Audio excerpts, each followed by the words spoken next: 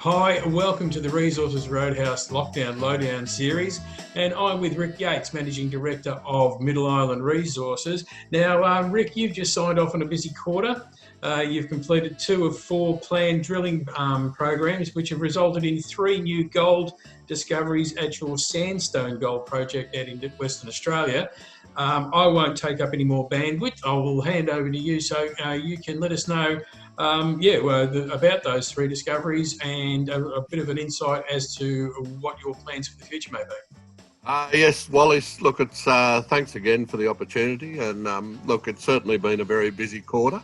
I guess first and foremost, we announced a significant resource upgrade to the 2 Mile Hill Tonalite Deeps deposit, which effectively adds another 500,000 ounces to our overall resource inventory. So that was certainly a real positive.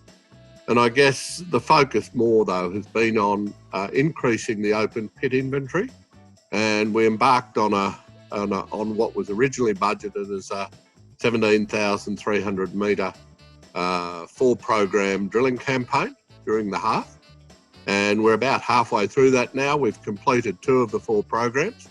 And victims of our own success to some extent, but certainly the Phase 1 RC program has been far more successful than we'd anticipated, in that of the 8 deposits and prospects we've assessed to date, we've got 3 new discoveries. So effectively 3 in 3 weeks on the back of the results coming through. And that means, I guess, that it's likely to be substantially more than 17,300 metres. The Phase 2 RC was originally budgeted at 3,000 metres, and I suspect we're going to need at least 3 times that to be able to do the program. So that program was sort of originally planned to be completed by the end of May or mid-May, and now I suspect it's going to be the end of May, which means that it'll probably push the pre-feasibility study update back into early in the September quarter rather than the end of the June quarter. So it will amount to a delay. But look, you know, if you're going to have a problem, it's a great problem to have. Yeah, absolutely. So the 3 discoveries, can we just run through which ones they are? Yeah, look, the first was one called McLaren, and a prospect. And look, it's a reasonably high-grade zone that's sort of 4 to 20 metres width, but at about 50 metres depth. But it is below a hill, and mapping we've done subsequent to that drilling suggests that actually daylight's further to the west. And it's very, very shallow dipping to sub-horizontal banded iron formations units host that deposit. And so look, it's looking for all the world like another open pit deposit. In addition to the results we generated, I think the highlight being 4 metres of 90.6 grams, so nearly 3 ounces to the tonne. That was the highlight, but it's certainly not only supported by other intercepts we got received as part of that program, but also some historic intercepts as well. So it looks like that will constitute, a reasonable size open pit deposit. And then the second one, which is really a stone's throw from McLaren, is one called McIntyre. And McIntyre is again hosted within the Chillington Iron Formation package, and in particular a single unit which daylights at surface, so the mineralisation extends from surface, dips very, very shallowly to the northeast, and it's likely to also constitute a similar size deposit of very low strip ratio open pit material. Broader zones, so the zones there up to sort of 20 plus metres wide, but much lower grade, so probably about 1.5 grams as opposed to 3.5 for the other. But nevertheless, it looks like a likely economic proposition to bring into that open pit inventory. The third one, which we announced earlier this week, is one called Old Town Well.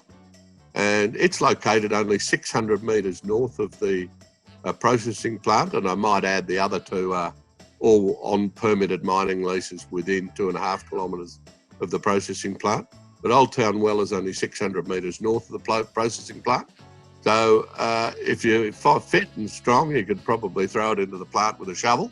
But it's lower grade, but it's looking like quite a substantial deposit. It's sub-vertical zones, but up to about 20 metres wide. And in aggregate, they over 60 metres total width. It's relatively shallow. The vast majority of it is oxide, and it extends over a strike length of about 340 metres.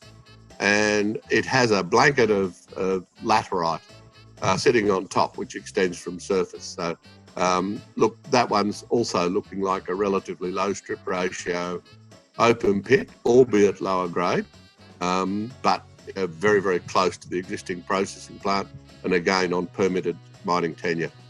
So just as what you were saying there, they're all nice and close to the plant, to the sandstone plant.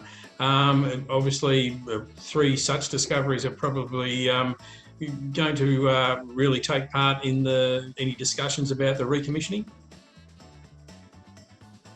Absolutely. Look, it's all subject, of course.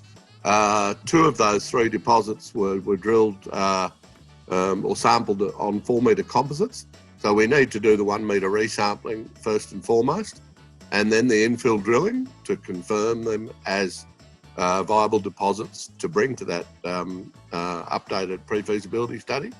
And look, the infill drilling will have the plan there will be to bring them into an indicated category such that we can assess them as potential reserves for the real mill recommissioning.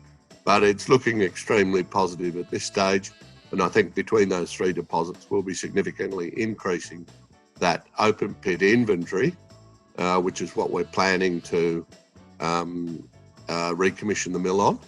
And so once we've updated the study work early in the September quarter, we would like to think we'd be in a position to make a recommissioning decision.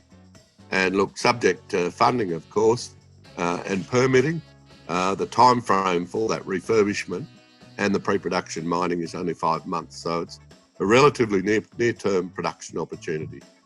Oh, great. Well, you can almost hear the drills spinning from here. So obviously there's there's going to be a run of news coming out that people can keep an eye out for, and we'll be keeping an eye out for that news here at the Roadhouse so we can bring it to our readers and our viewers.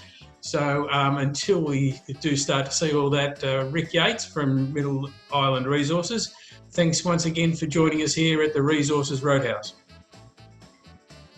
Thank you very much, Wally, and thoroughly appreciate your time and interest.